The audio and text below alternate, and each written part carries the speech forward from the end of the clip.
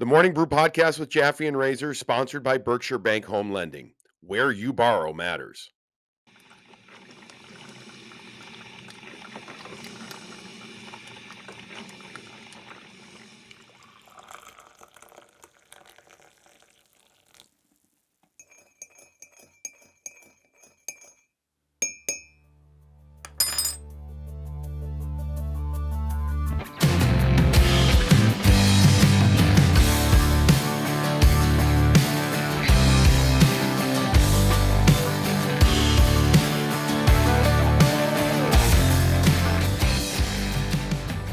Well, sometimes you get what you deserve, and other times you don't. I felt in this game where the Boston Bruins win in overtime over the Chicago Blackhawks 2-1 on a Matt Grzelcyk goal that they got what they deserved, meaning a good result as the Bruins get, a victory where Marc-Andre Fleury was fantastic. Maybe the best goaltending performance we've seen this year.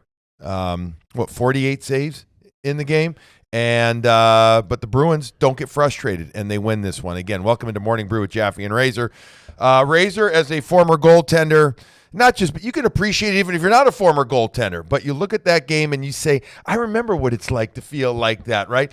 But the team, the Bruins that is, didn't get frustrated, which I think was a huge component in this game. It was another sign of what this team is about and the culture that they have, their ability to win games, and the leadership, just their ability to understand their game, understand that they don't need to get frustrated, they're doing all the right things, and to stay with it, stay disciplined throughout. So it was not an easy win, at all. Those are tough wins all the way back to Ullmark. Great win for Ullmark. Linus has lost 4 of his last 5. That's an easy one that can get away from him as well. So kudos to him back between the pipes, and the Bruins just wore down Fleury, finally getting one at the end against the Flower. We touched on this during NESN intermission, second and third. What would you do as a goalie when your team was in a somewhat intense game, but your team was controlling play, but yet it was either even or somehow you're down by a goal? What would you tell yourself when you'd seen maybe 10 shots compared to 30 plus for the opponent?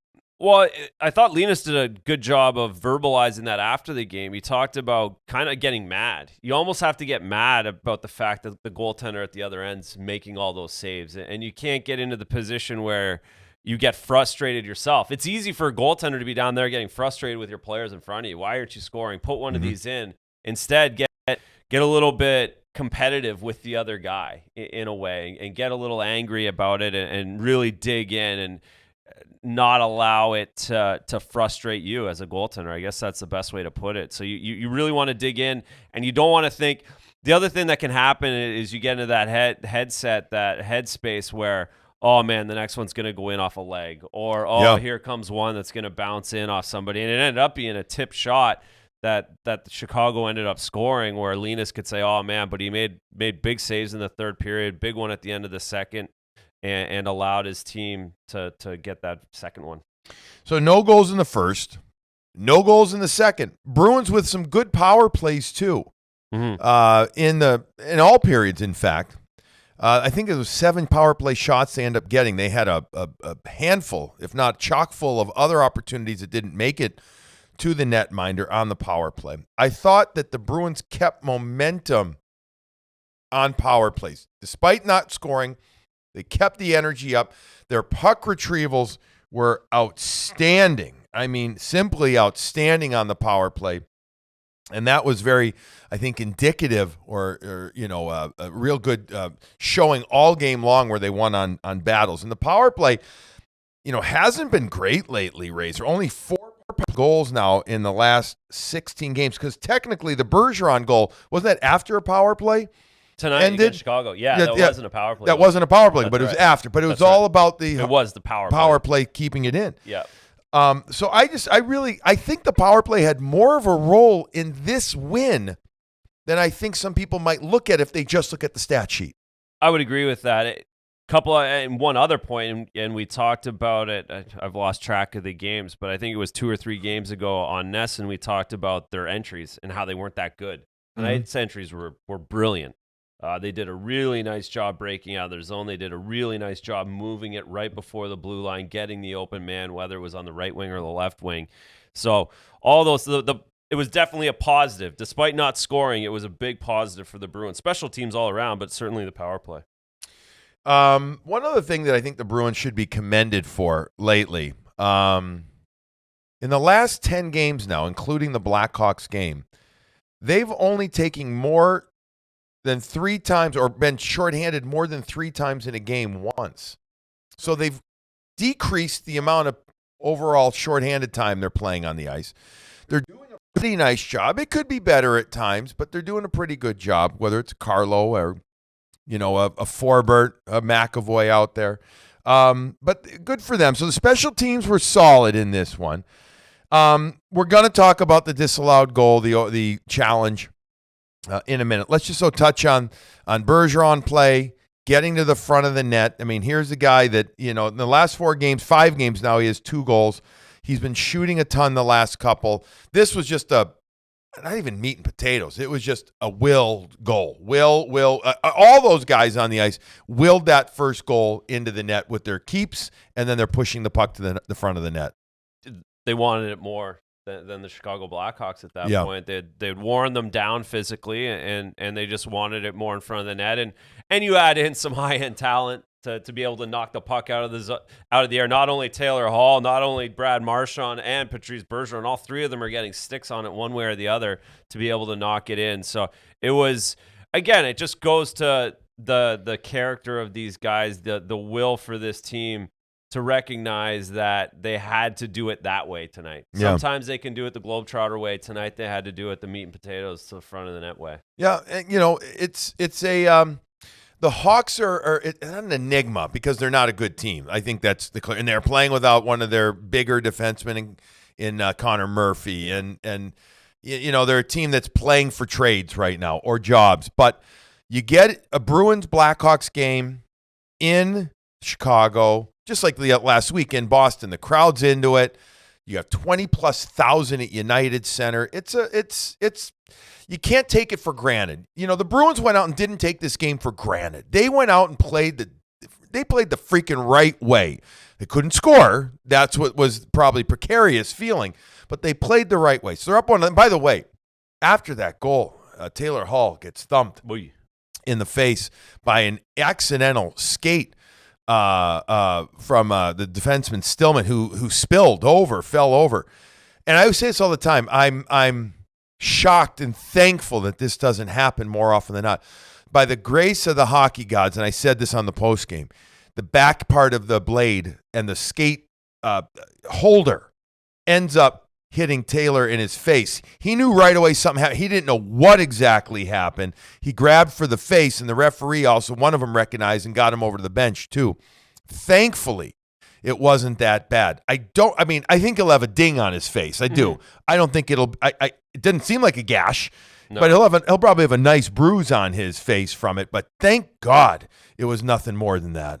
Yeah, those are scary. You don't expect a skate to end up 6 feet 2 inches off the ice out there. He probably thought it was a high stick initially. Then he realized it's a skate, and then he's like, "Oh my God, where's my face at this point?" Because again, if it was I guess if it's an inch back, then you end up getting that slicing move, and then you're in big trouble. But instead, it was almost like the skate hits him, which is much more. It hurts, but it's much a better option than the slicing part of it, especially when that skate's up around your face. This is my guess. I've been hit in the face before, a fair amount. Thankfully, never a skate. I've seen skate blades go by your face, and you're like, holy shit. Yeah. But my guess is, just my guess, by the way he reacted, like you said, he had that moment of, how's my face? Like what? But once he realized, I think, that it was okay, it was just kind of like, he didn't even walk to the back of the bench. He stayed right on the bench, and the trainer just started. It's literally that freak out. Like, if I got sliced, I know I'm looking at 35 stitches. Right. And oh my God, what does that look like? And then you get over it, I guess. Well, yeah, thankfully. All right, you know what? Let's bring in our friends at Fazenda Coffee Roasters. Go check them out at fazendacoffee.com. Use the code MORNINGBREW, one word in their code at checkout, and get 15% off your order. We love being partnered with Fazenda. They've got all of the different blends from mild to medium to a medium dark to a dark roast, all different types. You got Guatemalan, French, Mexico, all fancy names, everything from the simple to the sublime. Go check them out, and especially check them out at Davio's. We've been promoting a lot of their other places where they have them, but go get a beautiful steak over at Davio's and some other great stuff there, and have a coffee, a Fazenda coffee at the end of dinner. So FazendaCoffee.com, Boston's specialty coffee roaster, located just right outside where we are in Dedham. Wonderful people, FazendaCoffee.com. All right, let's talk about then. It's 1-1. We talk about Bergeron goal. Hagel ties it up. I like this Hagel kid. He's not going anywhere. Great. Plays hard. Plays real Still hard. playing real hard. So it's 1-1. And then about the 15-minute marker, so Charlie Coyle, the third line, the 1-2-3 line, starts getting after it again. Driving to the front of the net. Craig Smith pivots opens up towards the front, maybe catches the right leg of Marc-Andre Fleury with his leg or maybe his hand. I couldn't tell, his arm. There may have been contact, okay? We have to understand that. But then there's significant contact when Stillman spills and takes out the left leg of Marc-Andre Fleury. Coyle then from the mid-slot turns, snipes, and scores. We all thought it was a good goal. The official immediately, Razor, said no goal. Immediately. Not even a conference. It was immediately no goal. So now they go to video review because Bruce Cassidy challenges immediately. By the way, Bruce Cassidy, to his credit, God love Bruce, love Butchie, doesn't go Columbus and take 38 seconds to make the review and keep saying to the ref, no, wait a second, let's look at it again. They get the word from the video guys, one of their video coaches, and they say, challenge, it's going to be challenged. Good for them, spirit of the rules to do it. They go to video review. Here's the process, and then we're going to get your take on all this.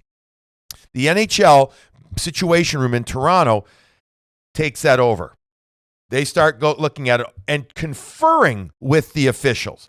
The officials' input is this: the first original call on the ice, and then talking about it through with the Situation Room.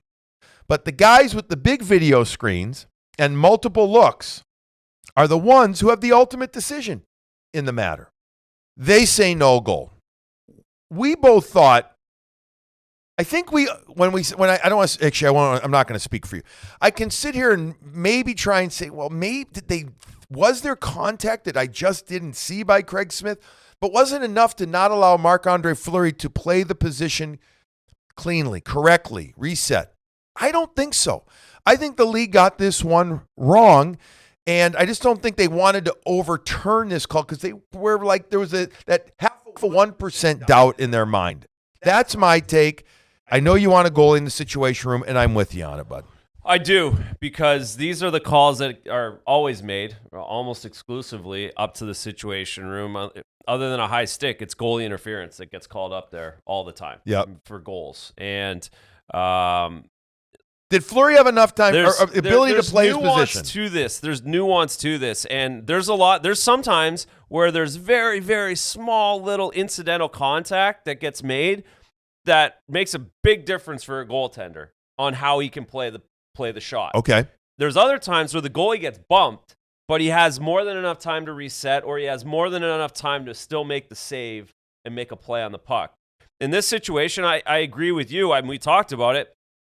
I think it was all Stillman running through his left leg and rotated Fleury. That's when he ended up hitting Smith. There was very minimal contact. It wasn't what caused Fleury to miss the puck from Charlie Coyle. It was Stillman, his own defender, coming through him in this situation. And I just think that sometimes there's too much nuance. If you had a recent goaltender, somewhat of a recently retired guy in there, to be able to just talk those guys through it, talk the referees through it, saying, this is what I think because this is why Fleury missed this play, or this is why the goaltender missed this play. And we were referring to the Mrazek play the other day, the Heritage Classic, where the net comes off, where I didn't think that should have been a goal because I think that he was making a goalie play and the net just popped off. I didn't think he did it on purpose. So there's lots of gray areas in these plays. The Coyle goal should have been a goal, in my opinion, because I don't believe that Smith made any malicious contact that affected Fleury. It was all Stillman coming. Here's through the his question, left leg. not arguing. Question, and I guess I can do my due diligence with the league on Wednesday to have maybe a cleaner answer here. Whether it's intentional or not doesn't matter. If it was just enough in the league's mind to just say, look, we agree that Flower could still have played or not played, but maybe could have played, but there's still enough, that 1% of doubt, because there was, and it wasn't outside the crease. That's what I would say. Is that what the league maybe is saying? I'm asking an unfair question because I'm trying to get you to get in the head of somebody in the league. I guess I'm trying to rationalize or justify it in my head to see what maybe they saw, because Stillman was the one that made the most contact by far. Not even close. Yeah, and it was very apparent in all the replays. Like it wasn't subtle in some of the replays. But and I'll go back to the other thing that kind of it always goes to like inside the crease and outside the crease. That kind of bugs me too, because there's plays where goaltender is allowed to have his space out in the white paint, and sometimes it's an egregious play that the player makes. Other times it's the opposite. Other times the goalie's in his crease, the player bumps him, but it shouldn't affect the goal, and they call it right away because he's in the crease. So again, I think there's more nuance to this, and I think they have the ability to not make it black and white. They can do this. There's guys you can talk through these plays and mostly get them more right than wrong. That's the other issue, is that I feel like they don't get enough of them right. Like tonight, I feel like this happens too often where I don't believe that they're right. As a guy who's played the game, that's my issue too. If this was 1 in 100 that they got wrong or they kind of messed up, it's one thing. But when it consistently happens, when I feel like I played and I watch a lot of hockey still, and I feel like they're on the wrong side of them quite often. Yeah, I think that they tried everything in their power to keep the call upheld. That's what always happens, right? They predominantly, especially at home, they want to keep the referees back just a little bit. And I'm okay with that as well. Mm-hmm. I just would rather have a better explanation of why. And I'm sure Bruce wants the same thing. When he goes out, puts his neck on the line, what did you see that I'm not seeing? Right. Because again, he said, he talks to goalie Bob. He's talking to the goalie coach up top. That's who the first guy they ask on these videos. The video guys ask the goalie coaches, what do you guys think of this? They're the ones making the call 9 times out of 10. And I loved Butch's very subtle yet non-finable awesome post-game. And we win the game. We're happy we're able to win the game 3-1. I mean, that is a comment that will absolutely be taken by a few people back in league areas as, but you know what? It has enough sarcasm to it, enough truth to it, and enough just levity to it. And enough, I didn't mean to say 3. Right, exactly. Enough. Good point. That it's okay. All right, so let's go to the overtime goal, because it's very worthy of discussion too. It's 1-1, go to overtime. As I said, by the way, near the end of the game, I did not like, there was 24 seconds, I believe it was, and Forbort got the puck in his own defensive left side kind of corner. I understand you don't want to ice the puck, but he put it into the strong side wall, and the next thing you know, the Hawks are getting the puck into his own zone. I am not picking per se on Derek. I'm just saying he's the one that did it, and the next thing you know, I'm like, oh shit, this isn't going to be another goal in the last 8-second type of thing here. But it didn't. Bruins get to overtime. And they put out. I love the fact they started on the road.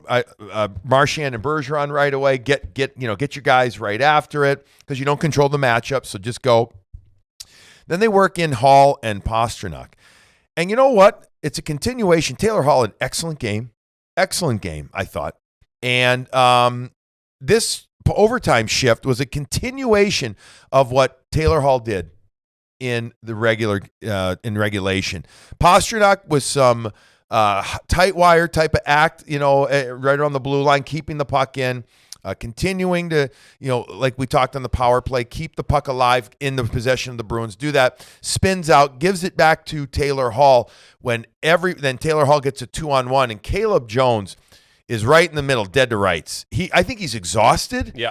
And he basically falls like into a prayer almost. Like he did. He doesn't dive, like extend slide dive. He literally falls straight on his knees. You made the point on Nesson that his stick didn't end up getting anywhere. Because he fell, he literally dropped to his knees instead of diving. The stick was nowheresville.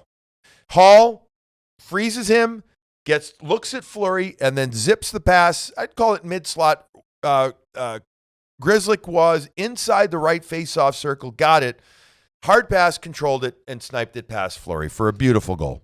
Great. That's the overtime goal that you want to see this Bruins team get. And they've got 5 overtime wins now, which is pretty good considering at times they've been horrible at it from my point of view, where they lose possession or make the wrong play.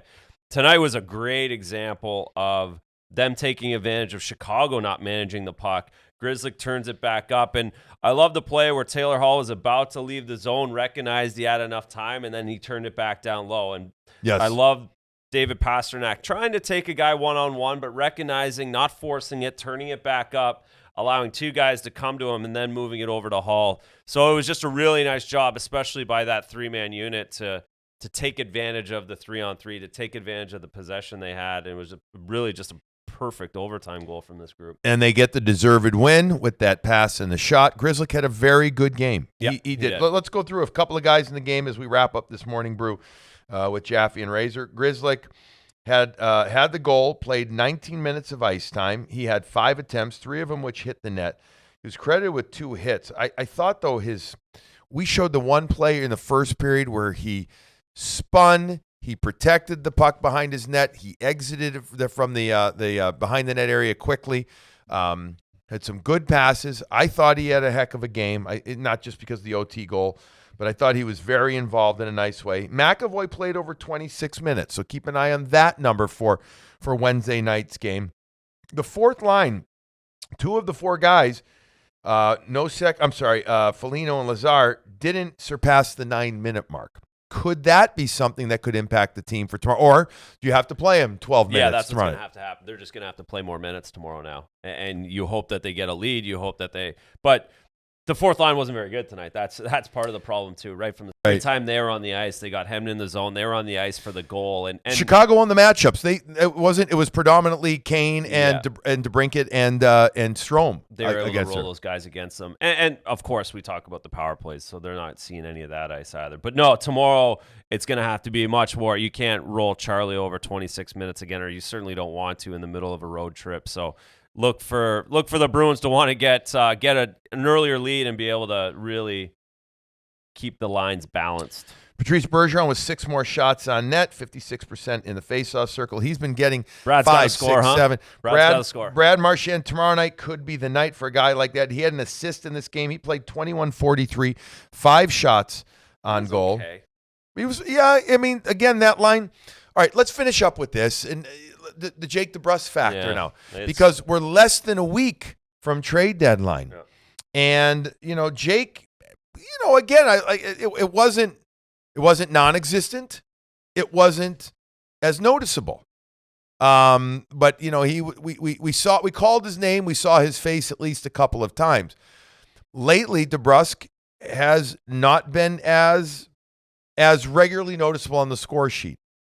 I mean, are we just at the point we're just waiting to see if somebody's willing to marry, so to speak, to pull out the ring? And I mean, can you see him getting moved without having a contract extension too? I mean, to me, that becomes perhaps the singular most important thing. That's the wrinkle of this whole thing. It really is. To have to figure that out on top of everything else, all the other moving parts that are going on around the league. It makes it difficult. It makes it really difficult if the Bruins want value, if the Bruins want something back. Yeah. Well, again, can you move him for money, meaning cap space? Yeah. So you take a little bit less back in return to get the cap space open and turn that into a bigger deal. We've been saying that, rhetorically asking that for a couple of weeks right now. My buddy Elliot Friedman, I don't know if you know Fridge well or not, but Elliot thinks that the Bruins are going hard for it. Thinks that they're going to make at least one. I still think it's at least 2 moves they need to make to be legit. This East is too good. It's too deep. By the way, folks, as we sit here and chat and wrap this morning brew up, if the Bruins were in the West, speaking about how good the East is, and this may not be up to the second stats, but the Bruins would be in second place. Actually, I know they would be. They have 79 points right now. They'd be in second place in the Central Division behind Colorado. They would be tied for first with Calgary in the Pacific. It kind of shows the difference there. And the second best record since January 1 behind Colorado in the NHL. So you have to go. You have to go all in on this. You have to go all in on this team.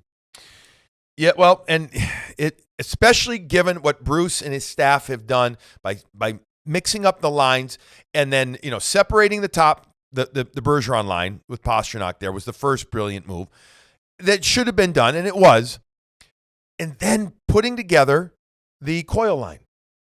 That you look at that and you're like, okay, and we all know sometimes it's coaching it works and sometimes it doesn't. It worked. They've stuck with it, and they've given them more responsibility, and I think that's fed their fire, so to speak, for that Coyle line. So great stuff there. All right, that'll wrap up this morning brew with Jaffe and Razor, presented by Berkshire Bank. Thank you to them. Thank you to Fazenda Coffee. Go check out fazendacoffee.com. Use the code morningbrew there. Razor, you and I are actually, Wednesday's game is on TNT at Minnesota. Friday's game is on NESN, but you and I are working Hockey East Championship weekend, so we won't be doing that. So we're going to be coming back. We might be giving you another morning brew with Jaffe and Razor on Sunday night pre-deadline. That will be a TBD, but for sure, Monday night after the Bruins take on Montreal after the trade deadline. Everybody have a wonderful day. Enjoy the victory. The Bruins are now 10-1-1 in their last 12 games. They are right in the thick of things in the Eastern Conference playoff race. Fun stuff happening. Enjoy your day and enjoy your coffee.